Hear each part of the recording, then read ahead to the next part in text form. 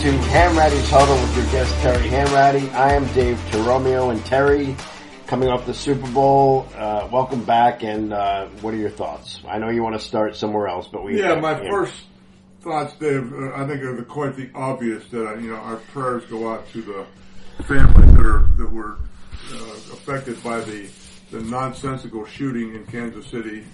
And the one woman who died, she was a beloved disc jockey in the Kansas City area with 2 children, and there's another at least 22 that we know of as of now that are in the hospital.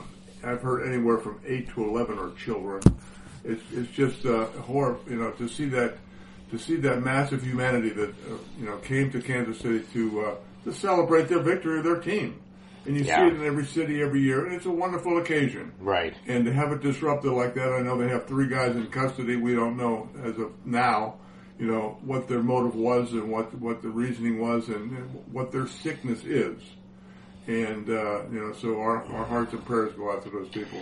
Yeah, listen, this is getting old. I mean, obviously we're dealing with this. We see it almost every day now in this country, and it's, I just hate the fact that all of a sudden it becomes instant political fodder, and everybody's got to jump in and give their damn opinion. You know what? Here, at the end of the day, it's tragic, it's insane, and this is what, at least for me, was different.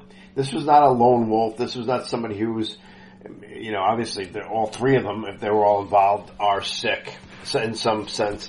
But to have 3 people doing it, and was it coordinated? That's what they have to find out, and I'm sure that's what they will find out. But I agree with you. It's a very sad state of affairs, and I don't care what city it's in or who won the Super Bowl. I mean, it just shouldn't happen. And listen, it's a tragic, sad event. Yeah, it really is. So. Let's see if we can pivot out of that. I mean, it's sad that we had to start with that, but we did because it's just insane, and you're right. I do.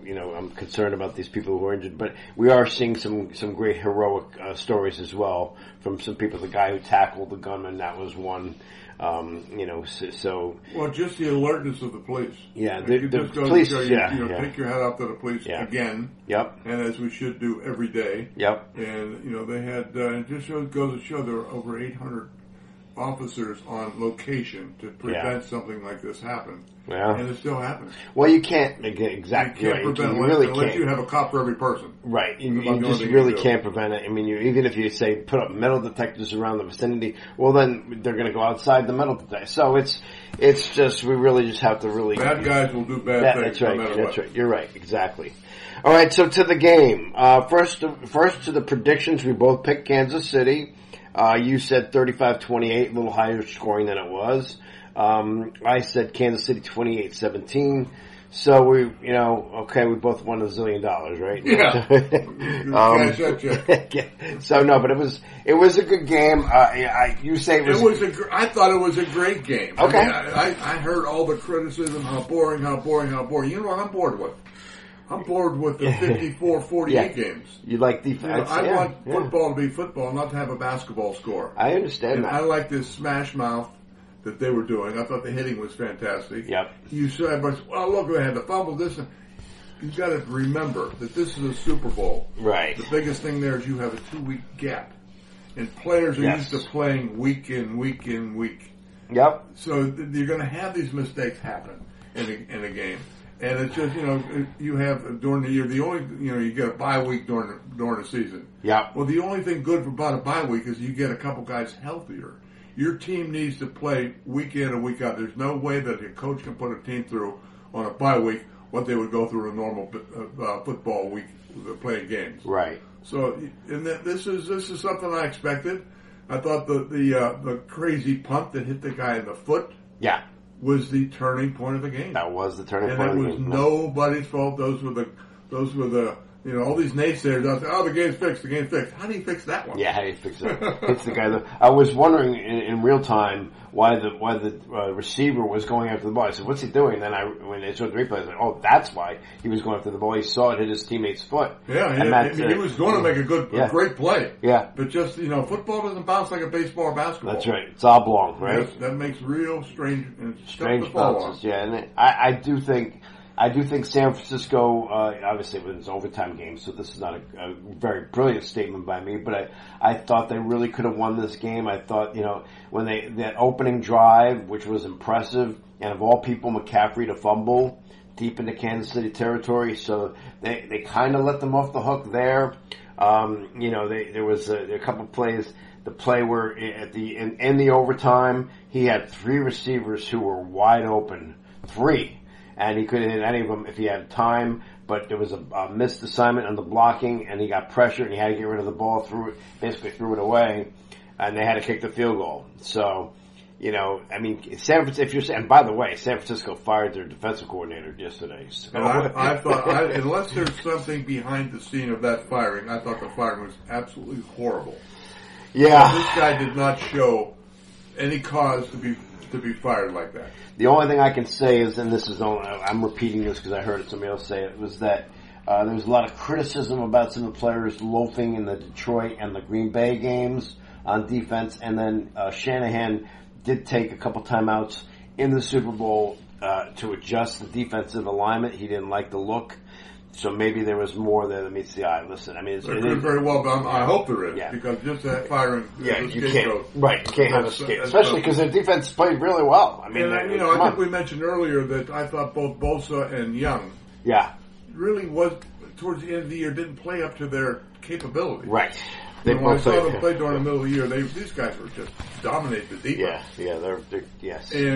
And I thought they played pretty damn well in the Super Bowl, though. I thought they caused a lot of headaches. And I thought Brock Purdy did a wonderful job playing. There's another thing that really upsets me. Okay. When they hear this game management. Oh yeah, right. Every game is managed by every quarterback. That's right. No matter whether it's Johnny Unitas or Purdy. That's right. You manage it. Yeah. I mean, there's things you just don't do as a quarterback in different situations. Yeah. And to call someone a game manager they call them that as a put down, just not qualified for that position, so you have to go in there and manage. Everybody manages a game, and it's just that's their job. Absurd to hear that statement. It is absurd. It's like fingernails on the chalkboard every time I hear it. I agree with you. I think it's ridiculous. I mean, the kid. First of all, no interceptions. I mean, he led them down the field. They called him the field general for a reason. And what does a general do? He manages his troops. So, at the end of the day, and I'm sorry to always bring it back to the Jets, but I have the one memory in my lifetime of Namath. If there was ever a game manager in that Super Bowl, it was Joe Namath. He was the Super Bowl III MVP. He did not throw a touchdown pass. He called most of the plays from the line because he saw what the Colts were giving him.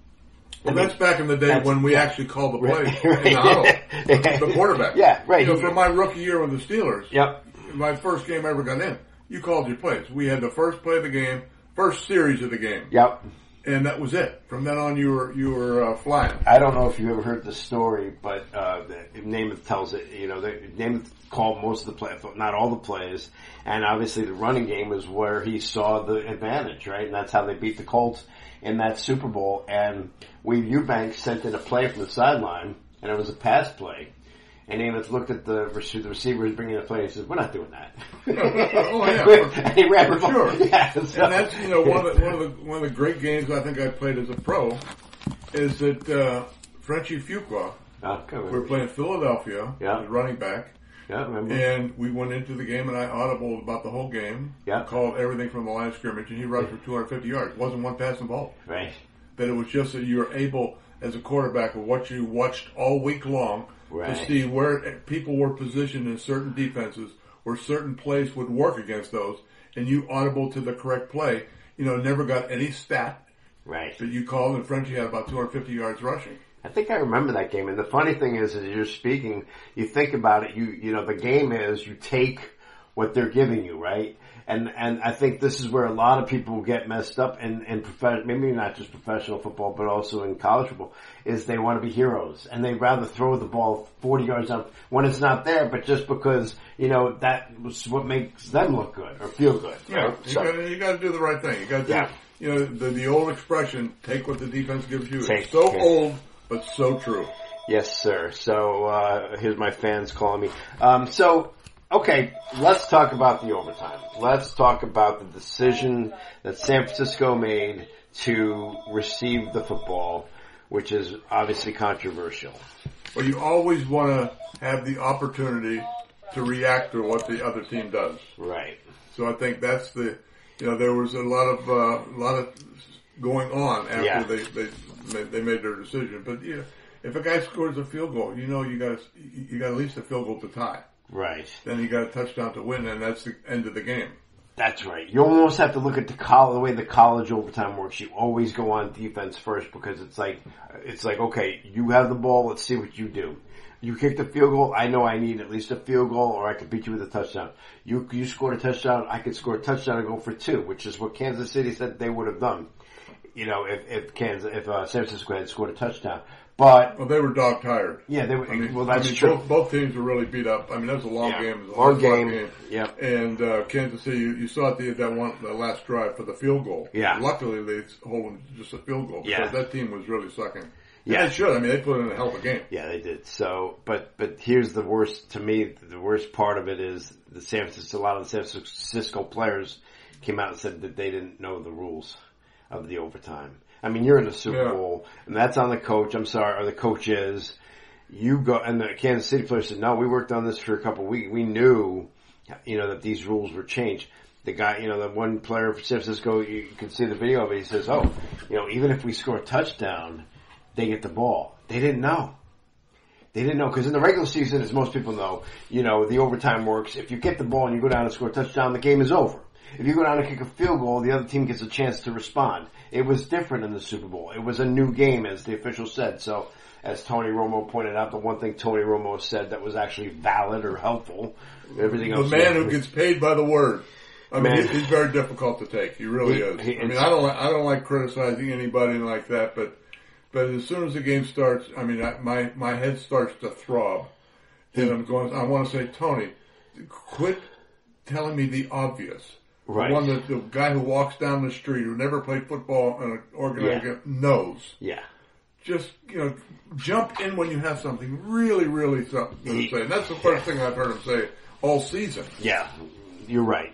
It's like... But Chuck Noll told me what the... excuse me on that. Chuck Noll told me a long time. Years ago, we're together. Yeah. He said, I guarantee you, I'm one of the few coaches in this league who actually read the playbook.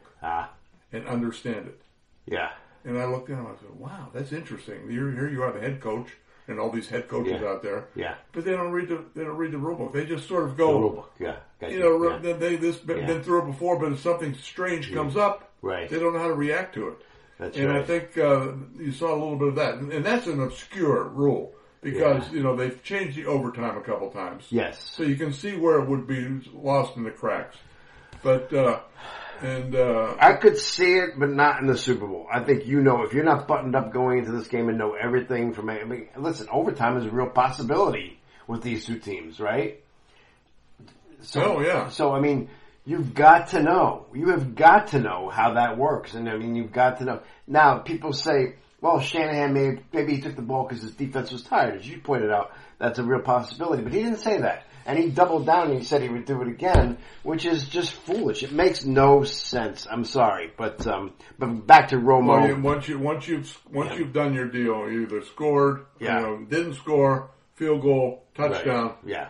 Game's over. Your defense is the last bastion. And that game, the Super Bowl, just goes on until it doesn't end in a tie. It goes quarter to quarter, so it would roll over to the next quarter. As if Kansas City didn't score in that play, that quarter was going to end. They scored on the last play of that first overtime quarter.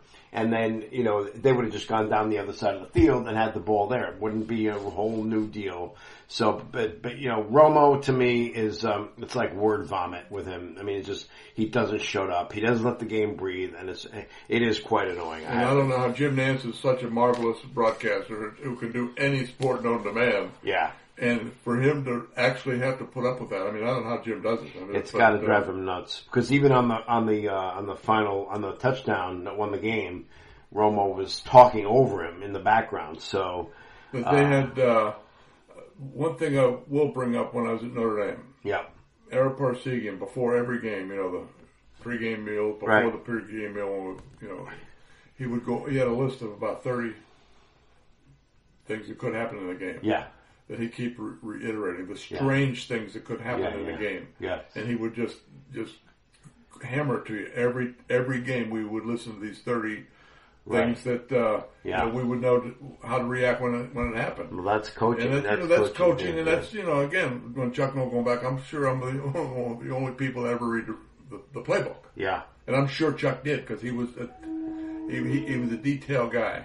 Yeah, well, that I would think, if you're the head coach of an NFL team, you would be detailed, but we see it often where guys are. It blows my mind, especially with some of these guys with their clock management at the end of games. It's like they fall apart. They choke, or it's like, why did they call a timeout, or why aren't they calling a timeout, or don't they understand how to manage the clock? Well, the one thing that drives me crazy is when I played. Of course, keep bringing up the old days, but there was no clock. Right, you couldn't see the clock. Exactly. You couldn't see the clock. I mean, there was none. The official stood behind you, but you couldn't see his watch. Right. And I'm saying that when these guys break a huddle, it should be ingrained in these quarterbacks. Right.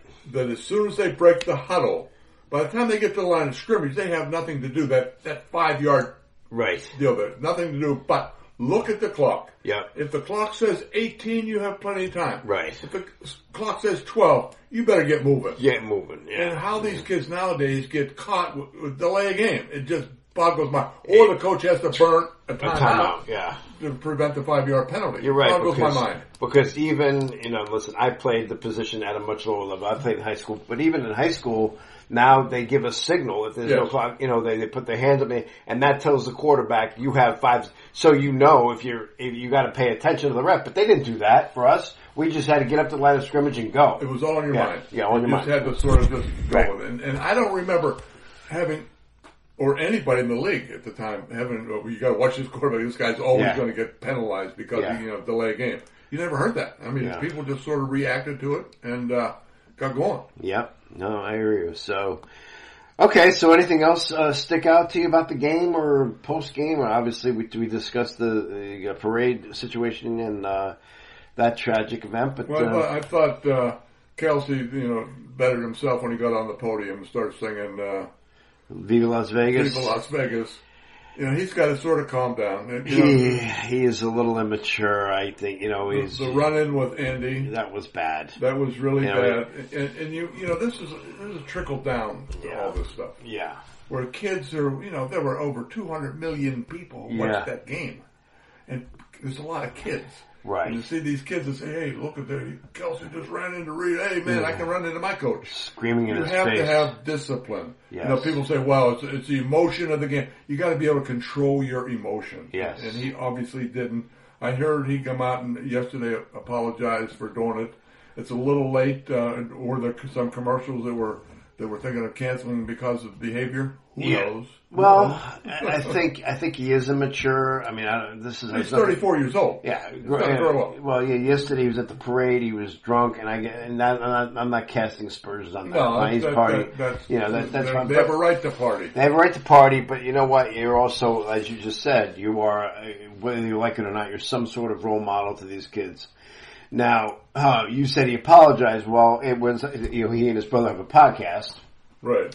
Not as popular as yours. Not at all. So, but his brother called him out on it. His brother said, you were wrong. And that was, he really, and he basically said that was foolish. Good. I'm glad to hear that. His brother said, I heard it. And he said, yeah, you're right. So, but he said, no, everything about it was wrong. So, and he's right. And so, again, more silliness, but the thing is, you've seen how many of these now? This was Super Bowl 58. Yeah. So you've seen 58 podiums after games. Right.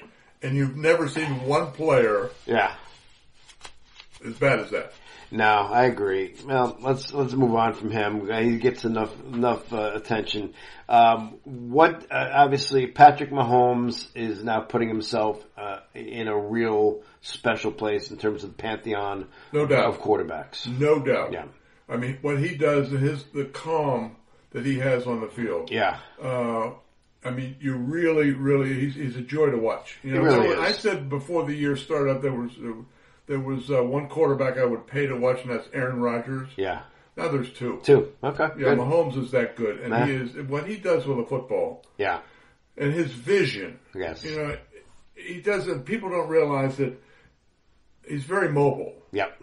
And I don't mean running the ball, just sidestepping, just like Brady. Everybody said Brady has these cement shoes. Yeah. No, he can sidestep. Yeah. All he has to do is move 1 or 2 yards. That's right. Back and forth, up and down, just enough to get away from the rush. It's really a sixth sense. It's a feel. It's a feel. You go to every quarterback camp in the country, and you're not going to be able to teach that sixth sense to a quarterback. Yeah. You either have it or you don't. I agree. And Mahomes, I mean, obviously he's a hell of a lot better runner than Brady. Yeah. But in that pocket, the way he just sort of cruises around, it's a thing, a beauty to watch. And he throws the ball from different slots. That's the key of being a middle infielder. Well, that's right. Because if you try to throw that, I've done it. If you try to throw a football sidearm, that hurts. But once you've trained your muscles, yes. That's why I tell kids to play all sports. That's right. Amen. Get all these sports, get all the muscle groups developed. 100%. And Mahomes has done that, and he can deliver that ball sidearm just as easy as overhand. And for those who may not know, his dad, Pat Mahomes, was a professional pitcher. He pitched for the Mets. And so Patrick grew up around, the game. He played, he was shagging flies at Chase Stadium when he was 8 years old. So I think a lot of that, what you're saying, is part and parcel with him being a multi-sport athlete. He's got all the tangible assets that you would want in a quarterback. He's smart, he's calm, he's athletic, and he doesn't get frazzled. I mean, the guy just doesn't, you can't frazzle him. Did you see, I saw on TV where they had the guy Dorsey, who was a scout. Okay. Who touted Mahomes. Oh, okay. Yes. Forget his first name. Yeah. But they had a round table on ESPN of all former players. Yeah. None of them liked, this is coming out of college. Well, yeah, right. None of them like Mahomes. That's right. He can't do this. He's a wise kid. He's, bad actor, whatever.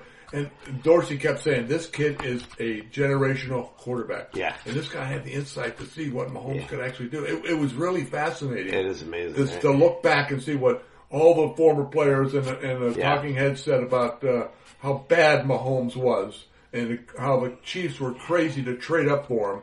And Dorsey said, hey, this kid is for real. Believe me. And he was right. Well, he played at Texas Tech. Okay, so it's not, I mean, you don't think, when you think of major NFL players, and especially quarterbacks, you don't really think of Texas Tech. Right? I mean, A. B, he played for Cliff Kingsbury at Texas Tech. And they threw the ball every down. Yeah. I mean, that's what they did. It was very little, if any, running game. So I think a lot of people were suspect because it was like, oh, he's throwing the ball 75 times a game. But yeah, it was a great move, great pick, and if you forgot this also, they traded up to get him. Yeah. They traded up to get this kid, so kudos to them. Is Kansas City, in your opinion, a dynasty now? They're definitely. Okay. And they've done that with a quarterback who got paid. Yeah. If San Francisco is going to have that, Purdy's got another year on his contract where he's making like $800,000. Making rookie money. These guys, top quarterbacks, make $50 million a year. Yeah. So now they have the luxury of paying other people to keep them to create their depth. But now when Purdy, next 2 years I think it is, 2 years comes up where he gets his payday. Yep, 2 years. Now all of a sudden you got to cut your receiver, you got to cut your running back, you got to cut your defensive line just to fit him into the.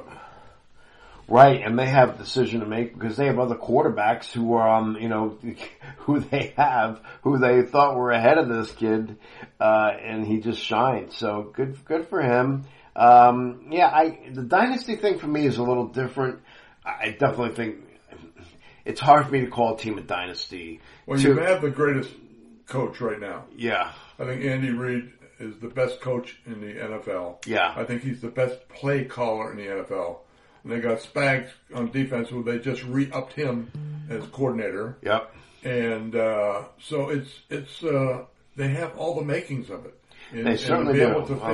They do that. They move around. They went from a deep ball throwing team to a short ball. Yeah. Because they couldn't afford some of these guys. So Andy knows how to work around that high-priced quarterback, which everybody has, and not many people know how to work around it. Yep. And the guy who caught the game-winning touchdown, McCole Hardman, former Jet, released by the Jets. I think he had 1 reception in 6 games. That tells you everything you need to know about the Jets. I mean, they'll never get it. I'm sorry, but good for him. Congratulations to the Chiefs, world champs now. I mean, obviously, football always stays in the news. We'll have the draft.